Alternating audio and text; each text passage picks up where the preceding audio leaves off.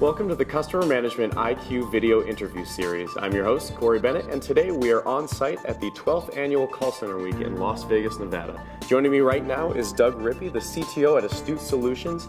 Doug just presented this afternoon. His presentation was titled Unilever Consumer Services, How Unilever Creates Strategic Value While Cutting Costs Through Exceptional Customer Interactions. Doug spoke a bit about how his company has worked with Unilever to help their social CRM strategy and integration across channel. So he joins me right now to talk a bit about that. Thanks for coming on, Doug. No problem. So I wanted to talk a bit about, when you're starting off to implement a social CRM strategy, what are the different frameworks that you talk to people about? What are the different options people have? Mm-hmm. Well, the first thing is to make sure people understand that when you say social media, that means a lot of different things to a lot of people. To some people, that's a very marketing-oriented function, almost like an advertising thing. I'm managing my presence on Facebook. I'm doing things from a Twitter campaign perspective.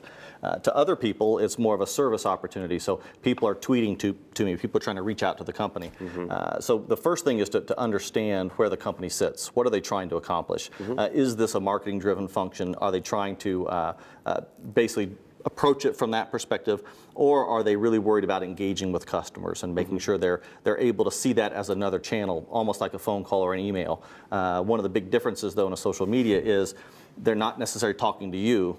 They're talking to each other. Okay. So being able to understand, well, how can we fit in there? How do you get involved in that conversation? Yeah. So that's the key thing is to understand from the company's perspective, what are they trying to do? Because otherwise you can just kind of run around in circles and never get anything done because everybody has such a different viewpoint on what social media means. Get a clear understanding of what you're trying to accomplish and what you want it to mean to your company and to your consumers, and then focus any solutions or any projects you have around those things. So when people are starting off, not everyone wants to jump into the deep end right away. What is some advice that you give clients who maybe don't want to invest a ton right away? They want to, put a foot in the water and see what it is, how they can leverage it for profitability, for customer engagement. What are some talking points you have there? Sure. Well, it is nice. One of the things about social media is, depending on what approach you're taking, you don't have to actually do much from an engagement perspective. You can lurk. You can listen. So that's the best way to start. Is if you're not sure what's going on out there, just listen. Take some time to be able to understand what's happening, and then that might help you go down the road. So you don't have to start all in on day one, broadcasting 5 tweets a day and staffing up a bunch of people to respond to those. Start by listening, and then learn from what you hear, and then sort of adjust your strategy as you go from there. I want to delve a bit more into one of the first things you mentioned was that people view social media differently. Some people view it as marketing, but obviously there is a customer service angle there. What are some of the ways people can leverage that customer service angle and not worry so much about marketing, but really own in that CRM capacity of social media? Well, one of the things is you have to make sure that of all the information coming in, have good rules about engagement. To say, okay, what are the circumstances that I do want to engage with someone, and make sure everyone's familiar with those. And who's creating those rules? A variety of people. Okay. It's usually not just one person. I know at Unilever, for example, they had a sort of a cross-functional team. Obviously, you've got folks from PR, you've got folks from legal, from the customer service side, who's used to doing it on the phone call, and marketing. They all had to get together to understand, what are our rules for engagement, and then that really laid down a framework that helped them implement those and understand, well, okay, whose responsibility is it going to be, and under what circumstances do we want to engage with people? What about web self-service, particularly email? I know that's an area that everyone has, not everyone's happy with. Some people think they're throwing away money there. What is some of the advice that you give people? What are the best practices you're talking to people about using a web self-service email base to engage customers?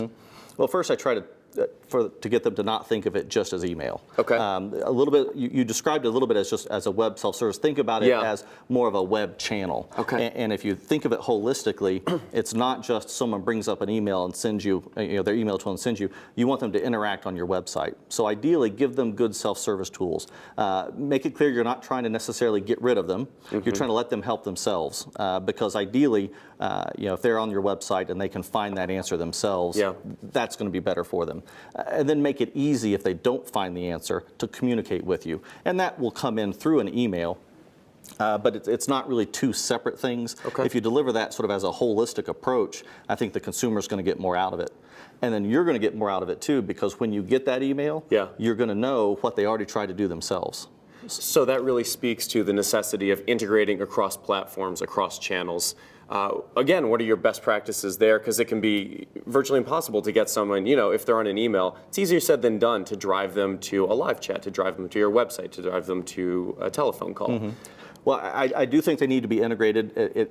People can't always, especially from a cost perspective, have one system that does everything. Exactly. But even if you have multiple systems, make sure they work well together, and at the very least that they're all designed to enforce the same business processes. Because you don't want to have a completely different group in a completely different way serving your customers if it's an email versus a phone call versus a web chat. You want that to be a consistent experience that enforces sort of your brand philosophy, not sort of what could be a random kind of experience if those are completely separate groups, completely separate systems built on different foundations. What are some of the common pitfalls you see when people do try to integrate across platforms? Sometimes I think they approach it more as a technical exercise instead of a business one.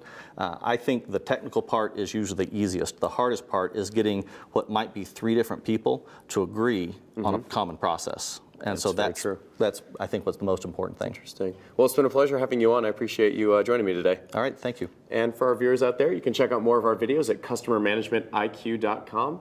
And once again, I'm your host, Corey Bennett. Until next time, thanks for watching.